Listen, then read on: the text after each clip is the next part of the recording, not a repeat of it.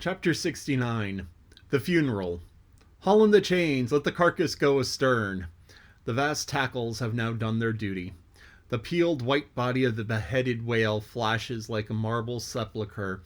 Though changed in hue, it has not perceptibly lost anything in bulk. It is still colossal.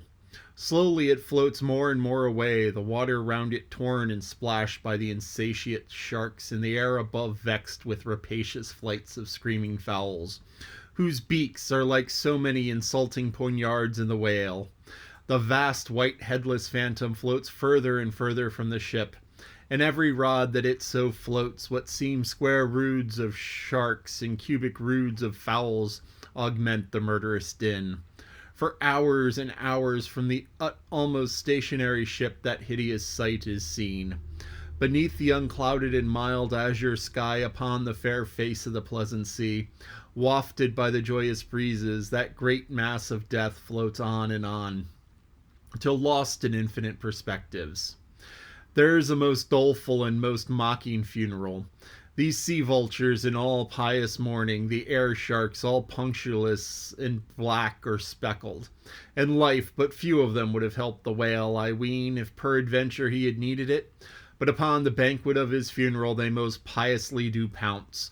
O horrible vulturism of earth, from which not the mightiest whale is free.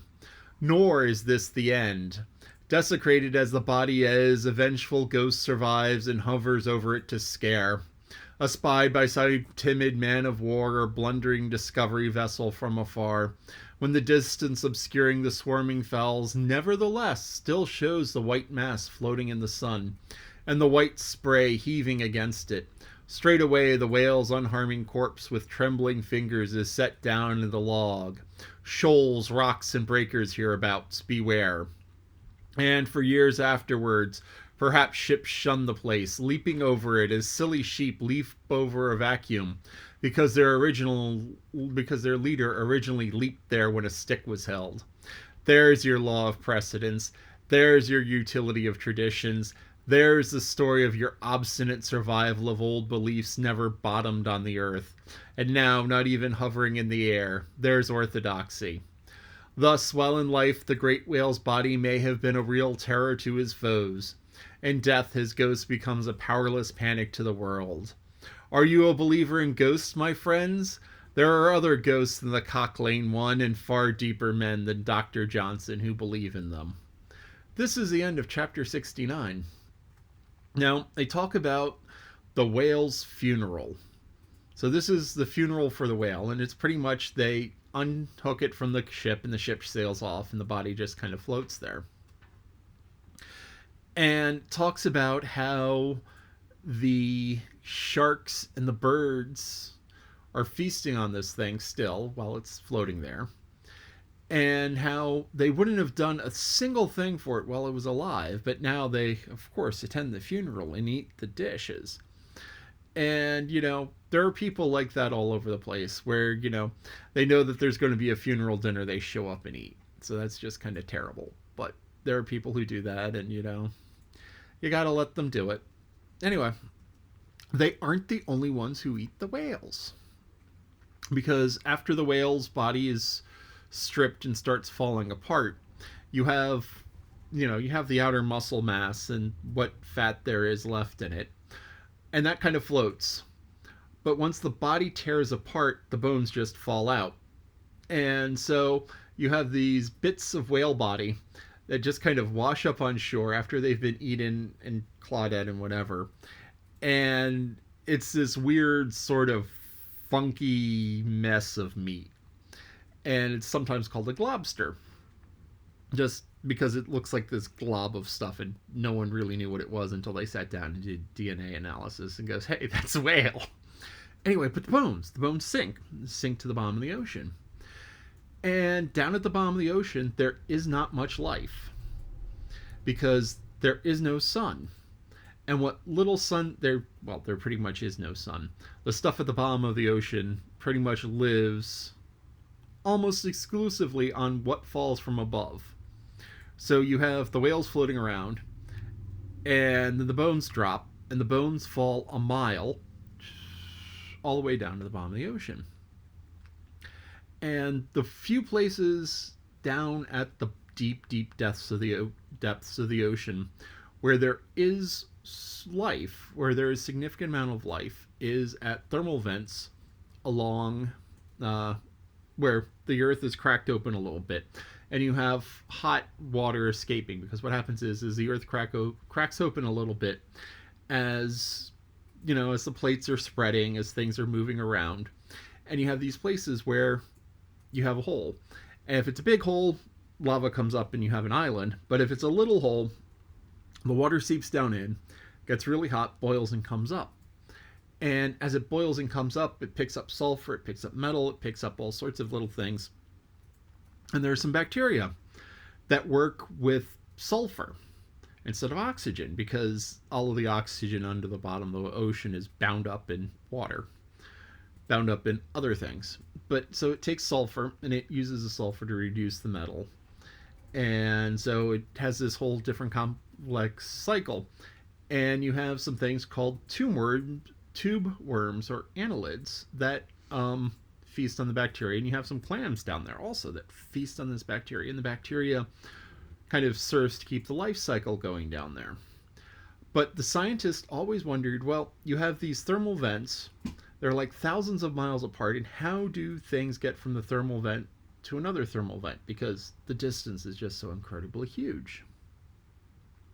So they were doing a survey of the bottom of the ocean. And, they saw these annelids at the thermal vent. And they're just slurping down the bacteria. And the bacteria are doing their thing with the sulfur and the iron. And they saw this, the annelids release little zygotes of themselves. So it's like one or two cells. And they float along. And they were searching along the bottom of the ocean. And they saw these massive whale bones. And the annelids were on the whale bones. But they noticed one type of thing that was slightly different than the others. And this one wasn't just eating the bacteria that was on the whalebone.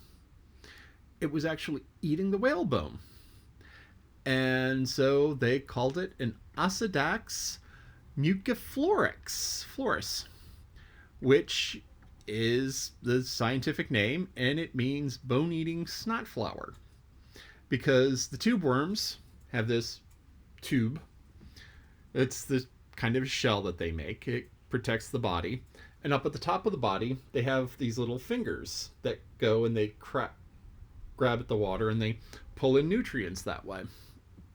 Well, this particular tube worm had its base in the whale, and it was taking nutrients up out of the whale while also pulling in up at the top. And so it was Osedax, Osa, bone, Dax, I'm not sure. I think it's something like eating.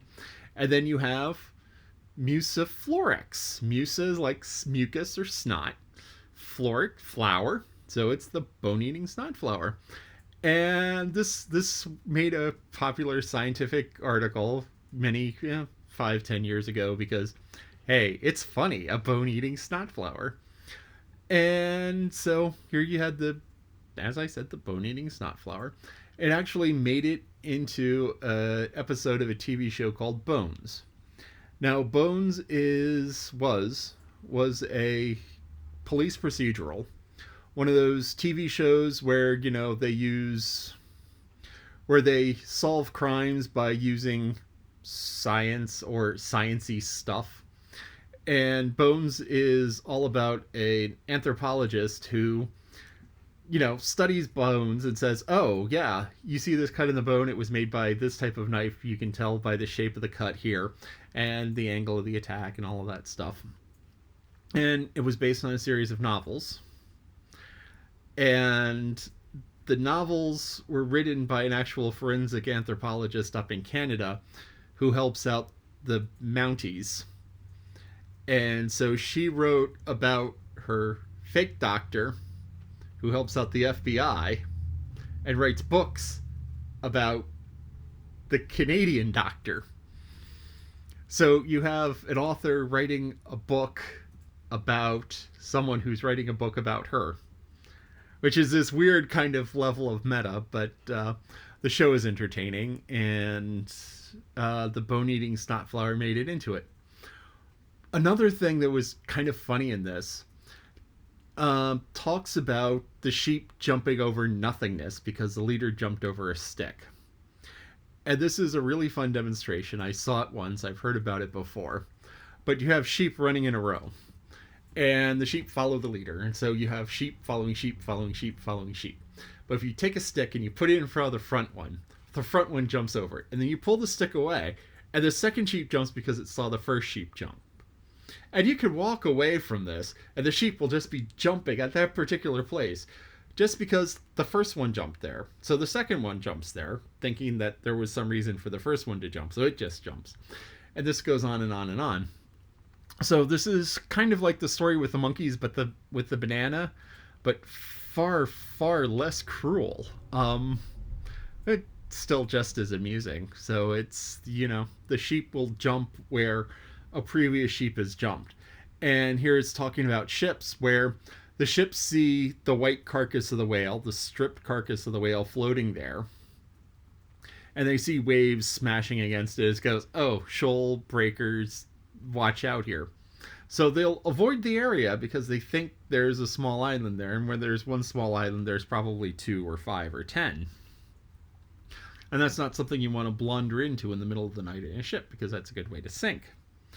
So they say, rock's here, put it on the chart, when in fact it was just a whale that was in the process of sinking to the bottom of the ocean to feed bone-eating snotflowers. Chapter 69.